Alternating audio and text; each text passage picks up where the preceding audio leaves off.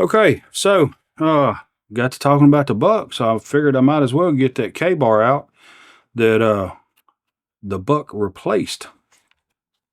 So this is the K-Bar that I was using to clean deer. K-Bar USMC. This knife I bought at a yard sale, and I bought it at a yard sale. I don't know. It was long. It was way more than 20 years ago, but it was a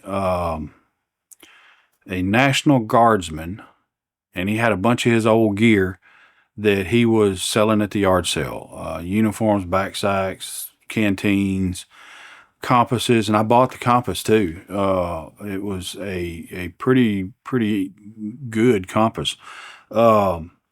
And the knife, and I was like, man, you really gonna sell your knife? And he said, man, I got like 10 or 11 of them things. He said they constantly give them to us, and they I guess they're theirs, or was back then, I don't know. And he said, I got so many of them that I just can't keep track of all of them. He said, so I'm getting rid of some of them. So I don't see a serial number on this, so I don't think there's actually, I don't know that this is may not be military issue. I don't know. That's just what he told me, and he may have been not being 100% or whatever, but usually I know that a government, anything is going to have a serial number on it to identify it as government property. So I don't think this is government property. But I did buy it from a National Guardsman. So if you know anything about that process or whatever, please let me know. But I did get it at a yard sale many years ago. So this is some kind of paint coating on the guard here. All it says on it is K-Bar Olean, Olean, New York, NY. Olean, New York. And USMC on this side over here, which there's a little bit of goop and gore in there, because apparently I didn't clean it all that well before I put it away when it was replaced by my Buck 119. Excuse me. So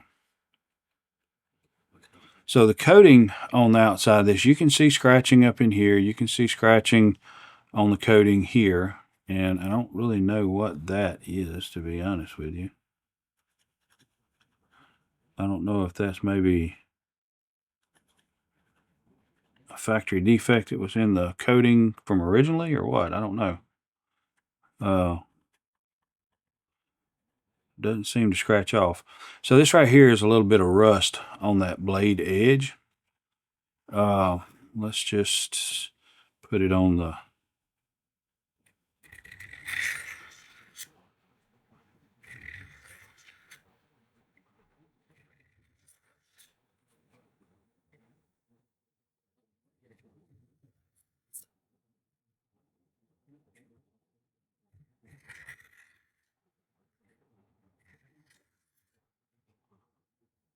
so that's got some of it off.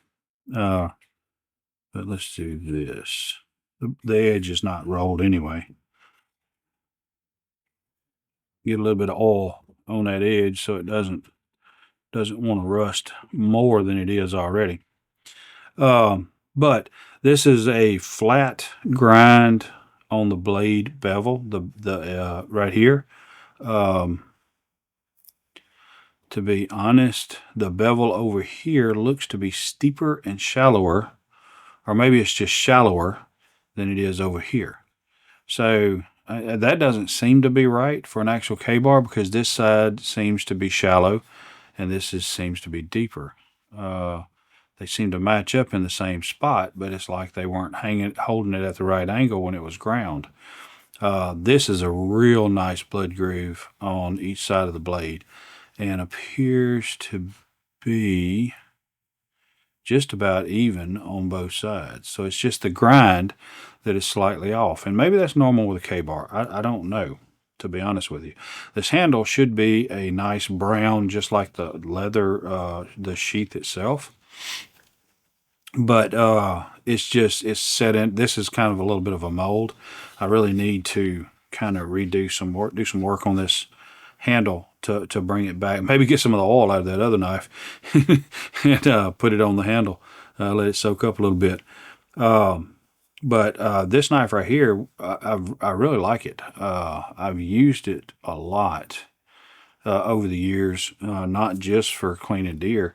It's when I started deer hunting, which I didn't start until me and my wife got together, because I never had anybody to teach me the ins and outs of deer hunting. It was mainly we just did squirrel, rabbit, dove, bird fishing, stuff like that. Not really deer hunting, not even duck hunting. And so I didn't have a desire for that. And my father-in-law basically took me under his wing and taught me about deer hunting. And so I really started. And this knife came a dedicated cleaning knife. This leather right here soaked up a lot of stuff over the years. And like I said, this knife right here, I would clean a couple and sharpen it up. Clean a couple, sharpen it up. And it wasn't no just drop it and keep going. You sharpened it. You used it for a deer and a half and sharpened it. That butt, and that's when I got to the buck. It literally kept going and going and going. And so this knife went in the scabbard and stayed there. And apparently I didn't clean it up real good before I stuck it in the scabbard and left it there. I got to do some maintenance on that blade though. I really don't like that rust on there. I got to take care of that. And I'm kind of concerned seeing that little raised section in the paint, wondering if that may not be rust that's kind of eating its way up through there, because this blade definitely will rust. I don't know what kind of carbon blade it is, but it's not real hard. So just wanted to share another knife that I have in my inventory of knives. A little bit more of my history of using knives. Again, if you know anything about the history of K-bars, if you have K-bars, especially if you have real back in the day K-bars, would love to see pictures of them. Again, I don't mean to keep honing in on this, and I can't change it, but if you can go to the Chainbreaker page, become a subscriber, doesn't cost anything. For 24 hours, one day, you can post pictures on the community page, and I'd love to see your knives. I'd love to see your EDC gear. I'd love to see any kind of blades. I prefer to look at something like this right here that's been used, and I can't explain it. I'm sorry, I'm weird, but I prefer to look at something that's used versus something brand new on a page. And stuff like this is what I want to see. So anyway, I appreciate you guys. I enjoy spending time with you. I look forward to seeing you again, and I will see you next time. Your time is very important to me, and I thank you for spending it here with me. Thanks, and God bless.